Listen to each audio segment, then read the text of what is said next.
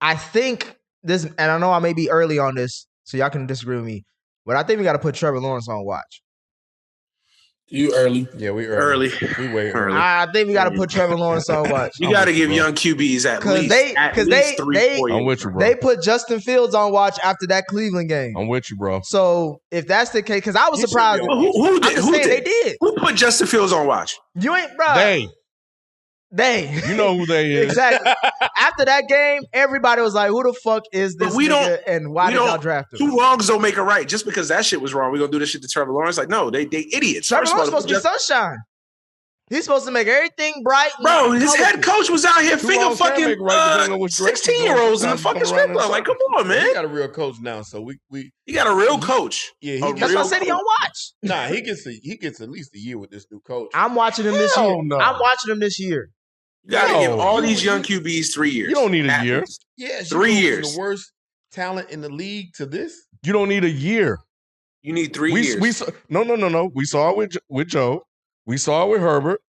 In the first fucking year as a rookie. First 6 games. We don't need a year, bro. And don't say the Bengals was in a better position than Jacksonville because they only won 4 games. Trevor Lawrence is better than all of them. Those guys were exceptions to the rule of quarterbacks. Take those 2 out of the equation. What is every other quarterback? Ain't all the rest of them took time to develop? First, why are we taking them out of the equation? Because they just happen to develop faster. They just happen. We ain't give Josh Rosen time to develop. Oh, Josh Rosen. Josh Allen was. Josh Rosen could have had it. But he got kicked out first year. Who has ever drafted a QB top 10 and kicked him out after that? They kicked him out. It wasn't about what you saw on Sundays. That was a Monday through Saturday move. What you saw him. From what they said, we don't know that shit. Yeah, they watched that. And based off of how they treating Kyler, he could have been on to something. Yeah, they no. So like, what y'all talking about? Was Kyler good his first year? I can't remember.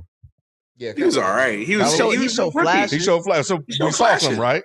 Yeah, we saw something. Lamar, we saw some things with Lamar, right? If Kyler can show flashes, Sunshine's supposed to be. Patrick Mahomes. Sunshine did show flashes his rookie year. He had moments. He also had some bad moments too. I know, but when he started though, yeah. What'd you say, Manny? I said Trevor Lawrence had moments too. What moments? Yeah, Trevor Lawrence. First of all, he balled out week 18. He balled out against the Colts. Oh, he balled out the last week. Ain't nobody give a fuck. Right. Come on, bro. No, listen. He had moments. All these quarterbacks had moments. Even Justin Fields had moments. Bro, Tyrod Taylor had fucking moments. but okay. So what? You're so disrespectful right now, bro. Bro, so okay. So what? So we're gonna just get rid of Justin Fields. We're gonna get rid of Trevor Lawrence. Davis Mills had fucking moments. Davis Mills had a moment. That's bad. But that's too much. Everybody, look, come on, man. Y'all being mad disrespectful. Question. Y'all taking Baker Mayfield over Trevor Lawrence right now? That's not what we're talking about. We ain't say none of that shit. What is we talking? No, what? We talking about Trevor Lawrence. We talking about moments of Trevor Lawrence. When we talk quarterback, we compare them against the other quarterbacks in the league. Then compare this motherfucker to fucking Burrow and Herbert. Okay, I would rather have Burrow and Herbert, but I'd rather have Trevor Lawrence over a whole bunch of quarterbacks in the league right now. All I'm saying is this: there was a game last year, and it was a damn near pivotal game for the. I'm bringing up a lot of Cincinnati shit. The Cincinnati Bengals when they hosted the Jacksonville Jaguars, and the Jaguars were what? They were up like 21-7 in the first half. Jaguars were? Yes. Okay. They were up by double digits going into the first in the first half. There you go. That was your moment. That second half, I don't think they scored again for real at all. He's a rookie. Bruh. Burrow is basically a rookie this past season because he got hurt. No, don't give me that. Don't give me that. That's not. Nick, you reaching, bro. You reaching like a motherfucker. Mac Jones. You said what? Mac Jones plays with the greatest NFL coach in history. Like, what are you talking about? You think coaching doesn't matter? Are we really going to sit here and say coaching doesn't matter? What bullshit you got? Vivo? What? You about to say something?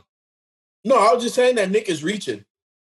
How am I reaching? All I'm saying is I asked for flashes. This is his rookie year. Man, get the hell out of there with that, He was in the system 2 years.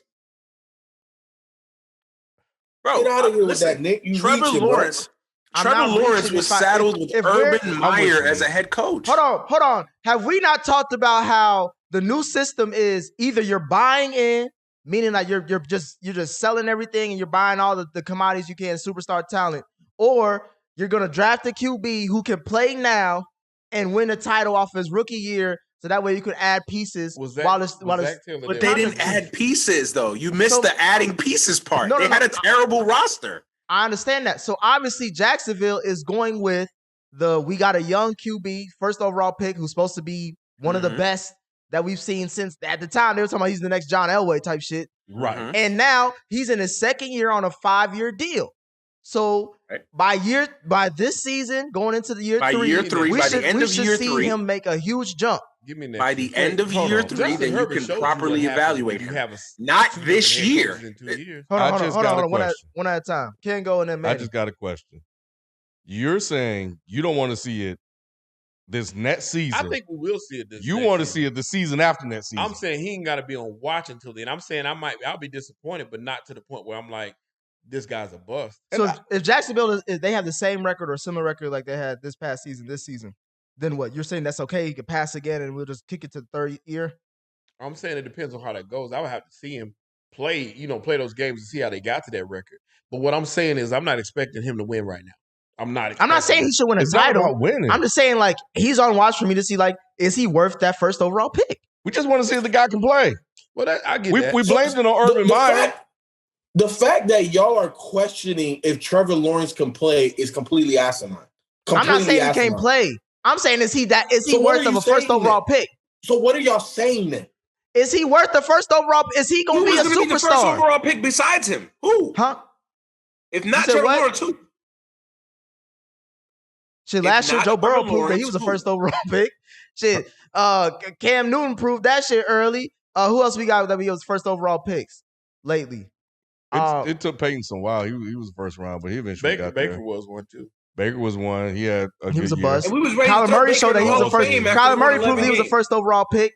Who else? He's like half. So Nick, let me ask you this, bro. Based off of your logic, if you was the GM of the Buffalo Bills, you would have gave up on Josh Allen year 2, and you would have got fired once that man would have started balling with the squad you would have traded him to. I didn't say that. But Nick, I'm not saying Josh Allen wasn't the first overall pick. But was Josh Allen the first overall pick? What you explain and what your thought process is, if they're not really competing or showing superstar glimpses every single week, you're like, oh well, we got to get rid of him. He's not balling. He's not worth that pick. What? I didn't say any of that. Because first of all, my whole criteria is being a first. I said, is he deserving of the first overall pick? Josh Allen didn't come into the NFL. He did not come into the NFL. Hold on, you had your time to talk. Josh Allen did not come into the NFL as a top prospect. Then who? If not Trevor Lawrence, then who? I'm asking. It ain't who. Then who? He's the guy. Nick, how you asking me when I'm asking you a question? Because you're not answering my question. The whole criteria is based off first overall pick. Is he worthy of that? I want to see that this season. But who is the pick if not Trevor Lawrence? He is worth the first overall pick. Like Manny said, if not Trevor Lawrence, then who? That's not my decision to make. Because he already is who it is. Hey, then what are you talking about? I'm talking about because you're Tuesday, bro. Y'all, Manny and FIFO are talking about ifs. I'm talking about what's guaranteed. Ken, it don't matter who. Guaranteed. It's about who he is. He's a number one overall pick. So I'm saying, from what I saw last year, it didn't prove that to me. So I'm saying, for me, going into this season, I want to see what he do, especially with all the new talent that they got. Okay. Can he at least win 7 to 9 games like Manny said? If Manny's expecting Zach Wilson to get 7 to 9, then Trevor Lawrence easily should do that. Especially but that's different than what you just said. That's different than what you initially started this conversation as. How? Because I said I think Zach Wilson is going to show progress. I'm not saying Zach Wilson is going to be an all-pro next year. Or if he's not, then I didn't say anything Let me finish.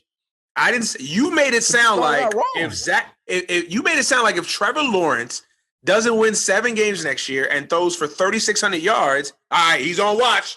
Like, we got to start ramping up to find another QB. Like, yo, it's year 2. Manny, FIFO, man, let me just ask you this question and then we can move on. What are y'all expectations? Like, how many games do y'all think Trevor Lawrence can win this season? With so far with the moves they made? with the moves that they make, obviously not seeing the schedule, I think that it's not even so much about wins for me with these young quarterbacks. It's about the progression that they take. I didn't ask all that. I asked how many wins do you think is he going to win this season? Because you gave me Zach Wilson numbers, but it's hard. So I'm asking you. Valid. You said what? Okay. I think he should win 6. How many games did they win last year? They won 2? Right? 2, right? I'm thinking 5 to 8. I think anywhere from 5 to 8 is a reasonable expectation as far as wins. So you have them winning less than you have predicted Zach Wilson. I said because I like the Jets roster construction better than I like. I'm just trying to get confirmation of what you said, because earlier you said 7. I'm answering your question. You just asked me how many wins do I think it's reasonable to expect. I think anywhere from 5, not even 5. I'll say 6 to 8, 6 to 9 wins. That's a bit much. 9 is a little bit much. 9 is a little bit much. That's a big jump. It's a big jump. That's a big jump with limited roster. But you're bringing in a Super Bowl head coach who can coach quarterbacks. I'm believing in the talent of Trevor Lawrence. I think that they have upgraded their roster. Now, I don't like the upgrades that they've made, but nonetheless, I think they've upgraded the roster. I think at minimum, I think I can expect 5, 6 wins. At minimum. What about you, FIFA? Yeah, I'm thinking like between 4 and 7 for me. 4 and 7. They won 3 games last year. So FIFA, you got them winning at least one more game than they won last year. With a Super Bowl winning coach. With the first overall pick. I do not like their roster, and I don't know the schedule. Exactly. The schedule's big, guys. The schedule's big. And you know what? I get all that. But at the same time, last year, and what I'm seeing people say in the chat is they were like, well, Urban Meyer was there. So Urban Meyer contributed to the 3 wins or the lack thereof. He was terrible, so Ken. Therefore, if you replace where everybody says and what we saw the results were of a bad coach with one that managed to win with Nick fucking Foles, why just one more win? Do y'all not think Doug Peterson could have gotten more wins with Trevor Lawrence out of that same roster last year than Urban Meyer, who could not fucking coach? I'm saying that. I'm saying he can get more wins. If they won 3 this year with a shitty roster and honestly one of the worst coaches in NFL history for a season, I think that they can at least double that. That's a good point. I was going to say that's a good point, Wu Young. Deshaun won 4 games in 2020, and he's all world. So it's more than just a QB. That's the biggest thing for me. Is we talk about progression. But let me ask y'all. Did we see it though with Deshaun Watson? We saw it year 1 with Deshaun Watson. How many games did y'all watch this year at Jacksonville? I just pointed out one game I definitely watched. I watched a couple other too. But I kept looking back at Jacksonville because I always like looking at the first overall pick, especially if they're a QB, to see like, all right, how are they doing? He ain't really, bro. He ain't do shit. And that's for me, the thing, bro. like, you know, I know people have said things. Go ahead. I was gonna say I give it to Urban Meyer that as far as like if that was all Urban Meyer and that toxic thing that led to just 3 wins, okay, that's why I said he's on watch this season. I want to see what he does with a Super Bowl winning head coach. Yeah, and I know they're like on watch has the connotation conflated. Like, you know, it's like with Watson and Burrow and Herbert, some of these other names that we're tossing out there. It's like we saw it. We were like, oh man, that boy got something right there. We saw it with Watson, regardless of how many games he won. What I'm saying is, and what I saw with Trevor Lawrence, I didn't see it. Mm-hmm. And I didn't see what I saw at Clemson. And if we're gonna blame Urban Meyer, then that's fine. But when you bring in Doug Peterson, we want to see what we saw in Clemson. Expectations, but hold on. Let me pause out you don't fucking watch. Nick, you can't even talk. Because you started this whole conversation about how many wins. And then Ken, in the conversation, said, regardless of how many wins Deshaun had, we knew he was otherworldly.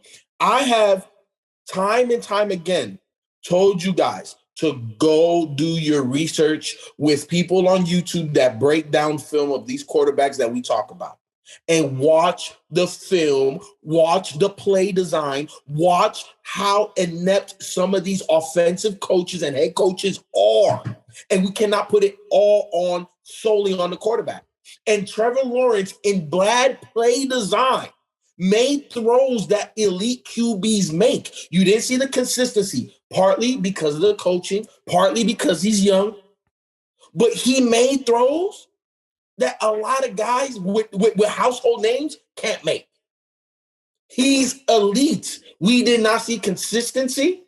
We did not see certain things that we wanted to see week to week. But at the end of the day, 6'5", big arm, has been the number one prospect since the man touched high school. The man didn't lose a game in damn near all of high school, almost all of college. Who gives a fuck? And we're talking about he can't play the position? FIFO, no one said any of this. Everything you said, no one said. The first thing I said about this whole conversation is he's on watch. I want to see more from him next season. Expectations are higher, like Ken said, because Doug Peterson is there and they added more talent. On top of that, based off of what Manny said about Zach Wilson, we were all shocked when he said 7-9. So I was like, okay, how do you feel about Trevor Lawrence going into year 2? This nigga said 5-8. So FIFO, you talking about doing research because I like other YouTubers and shit. I don't give a fuck about all that. I don't give a fuck what his career was like, high school, college, because that's irrelevant to right now. But you got to. You just gonna throw that out like that don't matter? Like, yo, it don't. Not at this point. It does matter. Mayfield won a Heisman Trophy. Who gives a fuck? He's shitball now. So what I'm saying now is, now that expectations are higher because he should be in a better working professional environment, I should see a progression going into year 2. But Nick, it's not tied to wins. And he's as great as y'all said that he was. But it's not tied to wins, Nick. But it's not tied to wins. You trying to pigeonhole this conversation to something that you see, he only won 4 games. He only won 5 games. He won only 3 with a shitball coach. He should win more. It's not about the wins only, Nick. Not in your first 3-4 years. The first thing I said was, he's on watch because I want to see progression. So y'all believe he's only going to win 1 more game. That was what y'all said. Now I didn't say. Don't say y'all. I didn't say 1 more win. I didn't say you. I'm talking about these. No, I said. Why did I say that, Shelton? Because you said. Why did I say that? No, I said that in reply to what he said. What did he say? He the one that's because he was asked a question. I said 4-7. I brought up wins. And the reason why I gave you a range is because that's the floor and this is the ceiling. The floor is very similar to what it was last year, and the ceiling is close to double the wins to it. I was just saying, based on the way the conversation was flowing, when you said 4 to something, I said, so you're expecting, with the improvements, only 1 more win than what he won last year. It was just in the floor of the conversation. I brought up the win because Manny brought up how he has higher expectations for Zach Wilson year 2 than what Zach Wilson produced in year 1. And when I asked him, I was like, okay, so what do you feel about Trevor Lawrence? I was just trying to gauge how the progress he's seeing from Zach Wilson year 2 to Trevor Lawrence year 2. He had Zach Wilson as a better progression than Trevor Lawrence. Why is that? No, that's not what I said. That's not. First of all, that's not what I said, Nick. You didn't say a higher wins for Zach Wilson than Trevor Lawrence. Nick, first of all, Nick. Let me hold on, Manny, real quick. Nick, you're saying that the success of these young QBs is tied to wins and losses. And what me and Manny is trying to tell you, it's not. Go ahead, Manny. What is it tied to? What is it tied to? Okay. It's not wins and losses. It's not solely tied to wins and losses. Sure, if you're the first overall pick in the draft and you're winning 2 games every year, yeah, there's a problem. I get that. But it's not solely attached. Like, when you asked me, because first of all, we talk about the Jets as a whole, the roster, free agency, what they built. Yes. I didn't even talk about Zach Wilson. Do I expect Zach Wilson to make a leap in year 2 with better players around him in his second year in Mike LaFleur's offense? Yes. Now, if he doesn't, all right, yeah, that's it. The Jets need to trade him. He's done. He's a bum. He's a bust. Whatever. No, I'm not going to sit there and say that. Because I get that the progression of young quarterbacks takes time. For every Andrew Luck that came into the league and from day 1 hit the ground running, there's countless other guys that took time. Again, Josh Allen, who's everybody's poster boy for what an NFL quarterback should be in 2022, that motherfucker was one of the worst quarterbacks in the league his first 2 years. Lost. And with a coaching change, he blossomed, correct? No, he had McDermott the whole time. not offensive. But what happened? Why did Josh Allen take that jump? Because he kept getting better. They built. There was a coaching change in that as far as offensive. There was an offensive coordinator that came in. No, I think Dable was the coach the whole time. I could be mistaken. Anybody in the chat can correct me. Whoever Bills fans can correct me. But I think Dable was the guy the whole time. But my point is, Josh Allen himself got better. Number one. Number two, they went out and added and built around him, improved the roster around him, and then of course he made that leap. Okay. The same thing can happen to Trevor Lawrence. I'm not disagreeing with you that next year, Trevor Lawrence has to have a better year than his rookie year. I'm not disagreeing with you. But when you say, oh, he's on notice or he's on this, you're making it sound like, all right, he goes 4-13 next year. All right, yeah, the Jacksonville need to start looking at Bryce Young. Like what? I'll say this: if he wins under 5 games, that's a problem. You tying it back. Okay, so if he throws for 37, now I am. Yes, now I am. If he throws, Nick, how can I? Because once again, that man could play better. He could actually play better, but it may not equate to wins. Exactly. Well, I'm saying if he play like shit, that's better. Okay, but what if you're looking at wins and losses? That's picking up the Nick, stat sheet the next day. Hold on, one more second, Shelton. If to your point, Shelton, because I think you bring up a good point. If Trevor Lawrence goes out there next year, throws 31 touchdowns, 17 interceptions, throws for 3,700 yards, but 2 of his offensive linemen are down for the year. Christian Kirk is a bust. Doug Peterson forgets how to coach, and he ends up 4-13. Is that Trevor Lawrence's fault? So we're just gonna move all the blame to everybody else but Trevor Lawrence. I just gave you a very logical scenario. Okay, everybody, you gave me an NFL scenario. People get hurt. Niggas get hurt. I don't get okay. That's fine. Niggas get hurt. What does that have to do with Trevor Lawrence's progression? Like you told me, I like how you started off. You said 31 touchdowns, 17 interceptions, how many yards? Okay, if that's better than what he did rookie year, that's great. Does that translate to wins and losses? Maybe, maybe not. But when you started adding other players and how they affect him, I just brought up a scenario. Okay. I just brought up a scenario. Whatever, because you know in the NFL, I'm just trying to focus on Trevor Lawrence because I feel like no one's really just focusing on Trevor Lawrence. But you know why I don't like what y'all are doing? Y'all are playing this. Y'all are playing the whataboutism game because Justin Fields faced that criticism unfairly, by the way. So now it has to be applied to Trevor Lawrence. Because we got to be equal. Same fucking energy. We keep the same. You goddamn right, man. Nah, that's not right. 2 wrongs don't make a right, Ken. We're better than that. Make a right today. So white folks do 2 wrongs all the motherfucking time, and black folks pay for it. So now we're gonna put that motherfucking same heat on this motherfucker over here too. Here we go. Feels gonna be out. Here we go. Because of y'all. No, I'm not putting him out the league. I'm talking about this other white motherfucker that y'all trying to give a pass to. Y'all, I'm just saying this nigga is on watch. Anybody give for me. Y'all can give him all the passes. He could be a Baker Mayfield pass all the way up to his 5th year to where we see something. I want to see some progression. I want to see something next season. Show me you as a number one. That's fair. And that is a fair ask. That's when you Manny, can you agree with me on this? FIFO, you can agree with me on this too. When you're number 1 overall, when you get selected at like that, that's the franchise saying this is gonna be a gold jacket, motherfucker, by the time his career ends. I agree. Yeah. Okay. So we gotta see that somehow, some way. But I also think you have to look at the totality. I think you have to look at the entire situation. I give it a whole season. He got 18 games for me to see something. Nick, you're pigeonholing progression to wins. And progression for young players is not solely tied to wins, dog. Because you have to. How did you get the number 1 pick? How? How does that happen in the NFL? It was Madden, you traded for him. That's fine. That's Madden. But in the NFL, how do you get the number 1 pick?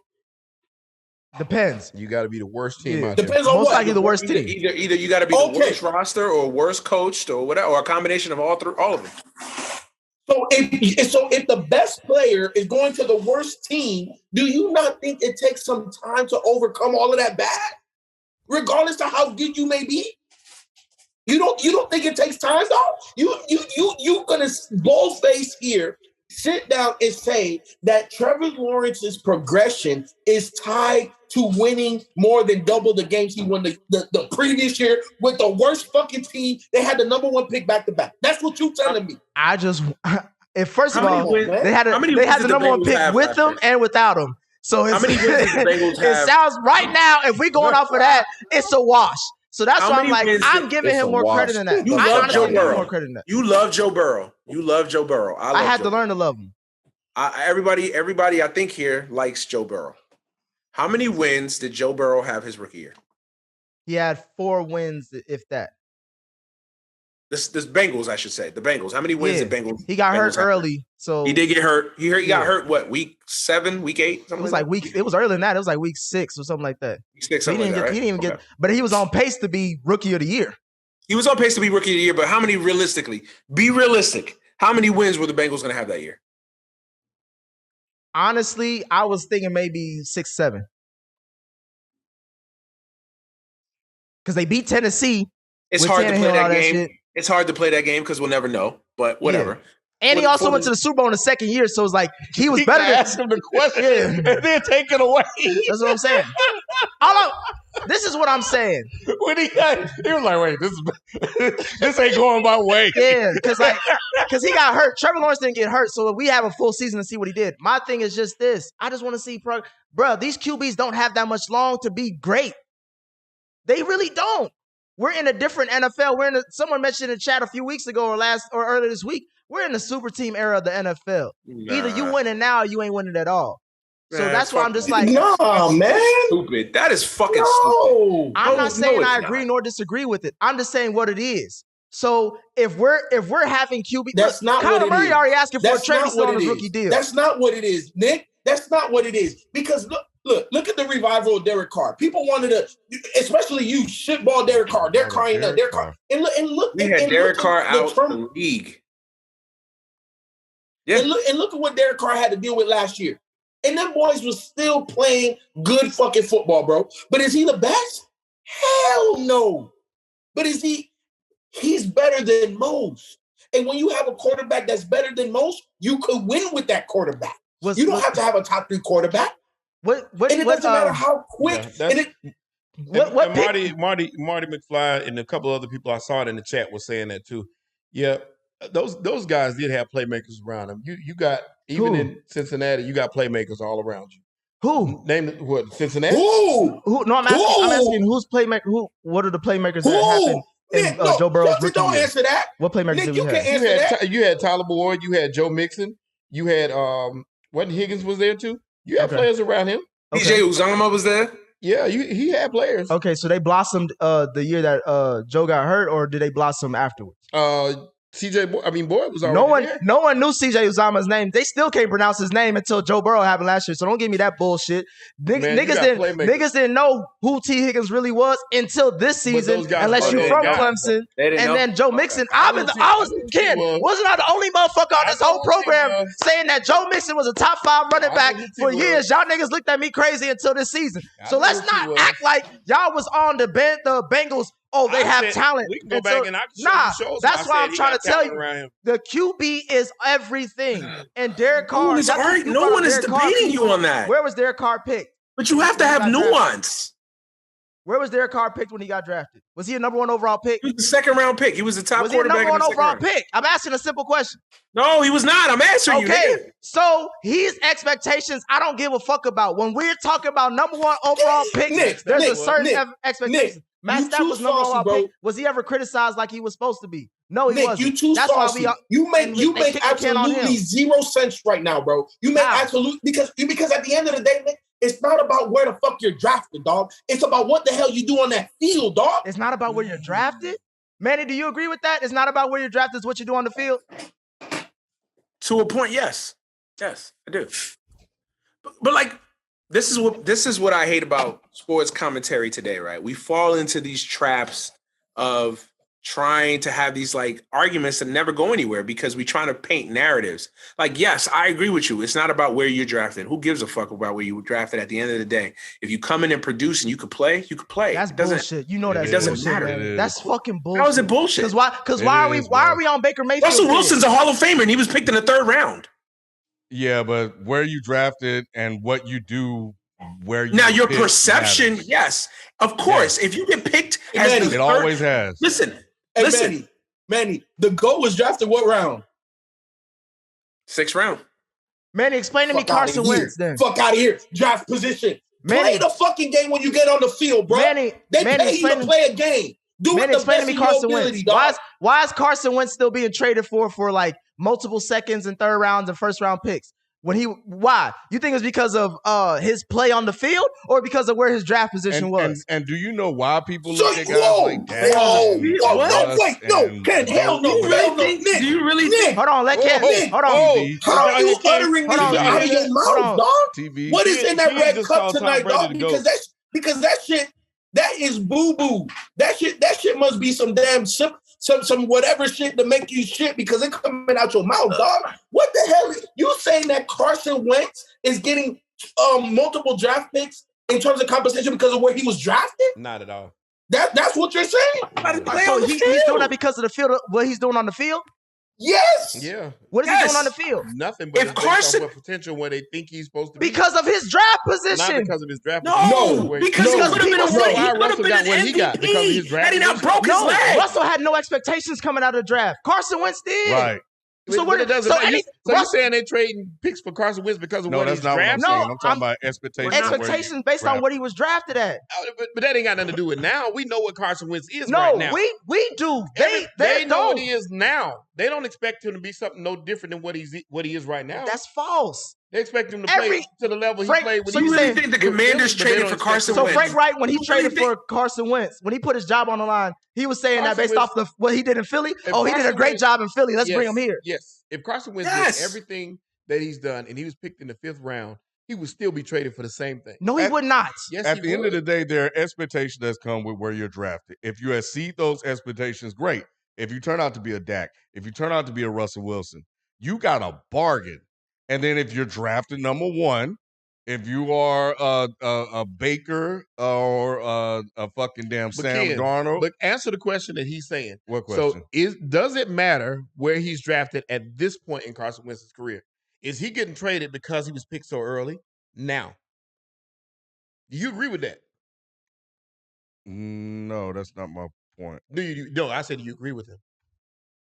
He doesn't have to agree. No, let him answer the question. I'm asking. No, he's going to say no. He already said no. He said no. He said no. That's not my point. He said that's not his point. I said, do you agree? I mean, that is the answer. That's the answer. Yes, no. I say no. I don't agree.